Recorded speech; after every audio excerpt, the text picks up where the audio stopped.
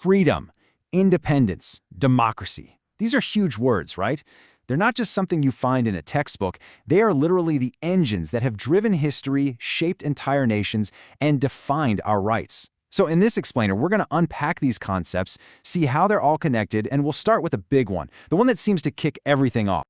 So let's start here. What does freedom really mean? I mean, think about it. We hear that word constantly. It's just everywhere. It's used for pretty much everything. You'll find it in our music for sure. You've got Akon's album. You've got these epic anthems from artists like Beyoncé or Rage Against the Machine. It's all over our maps, too. There are towns named Freedom, from California to Pennsylvania.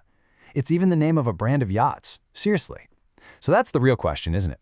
How do we get from a luxury boat all the way to a system of government?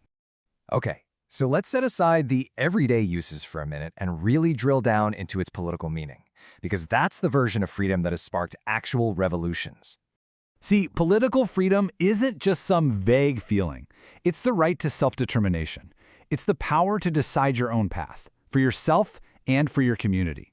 And when people feel like that right is being threatened, well, that's when things get serious. Conflict is almost always just around the corner. And speaking of conflict, that brings us to one of the most famous slogans in all of history, a cry for freedom that literally fueled a revolution. The argument at the heart of it was actually pretty simple, but incredibly powerful. The American colonists were basically saying, hey, we don't have anyone in the British Parliament that we elected, so how can you tax us? To them, it wasn't just unfair, it was a fundamental denial of their rights. And the politician James Otis just nailed it with this quote. He captured the feeling perfectly. You see, it was never really about the amount of money. It was the principle of the thing.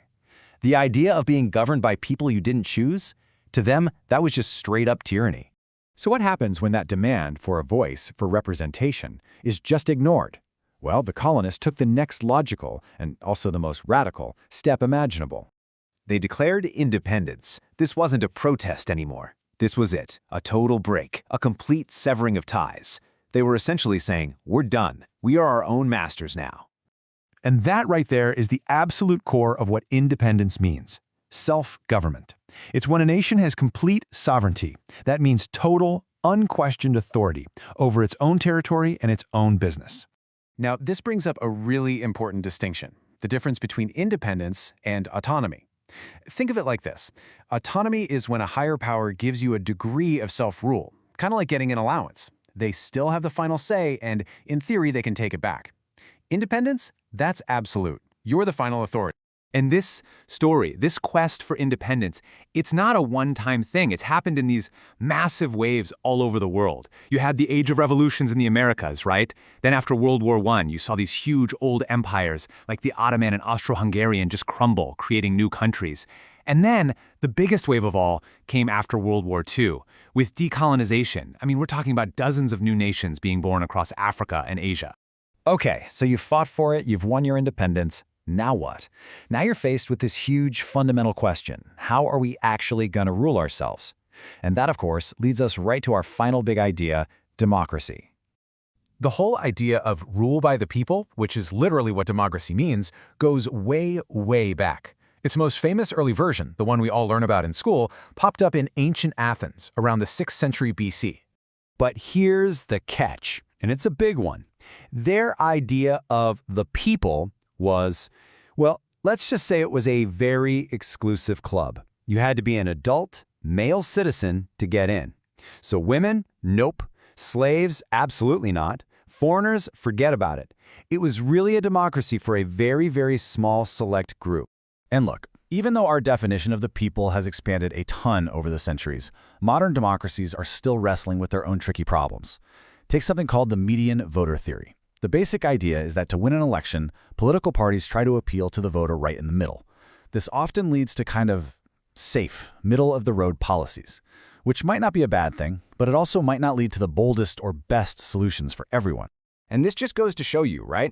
Democracy isn't some finished product you just take out of the box. It's a system that's constantly being debated, tweaked, and changed. And one of the biggest changes, one of the most significant evolutions, has been the rise of what we call social democracy.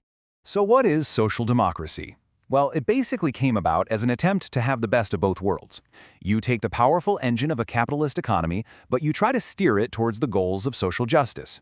The main idea is to use the government to regulate things a bit and provide a social safety net to create a society that's a bit more fair and equal for everybody. But right at the beginning, this whole movement hit a major fork in the road, and this split was really personified by two very important thinkers, Rosa Luxemburg and Edward Bernstein. And this is where we get to the great debate. On one side, you have Bernstein. He argued for reform.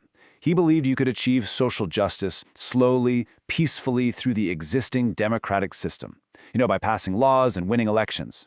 But on the other side, you have Luxemburg. She argued for revolution.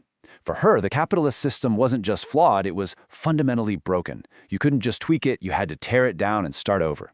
And this core conflict, reform versus revolution, that debate has been echoing for over a century, and in many ways, it still shapes our politics today. So there you have it. We've gone from a simple, powerful cry for freedom all the way to the deep complexities of modern government. It's this basic human desire for self-determination that just keeps pushing us to build, argue over, and reinvent our systems of power. And that really leaves us with the biggest question of all, doesn't it? The blueprint is always changing. So, what comes next?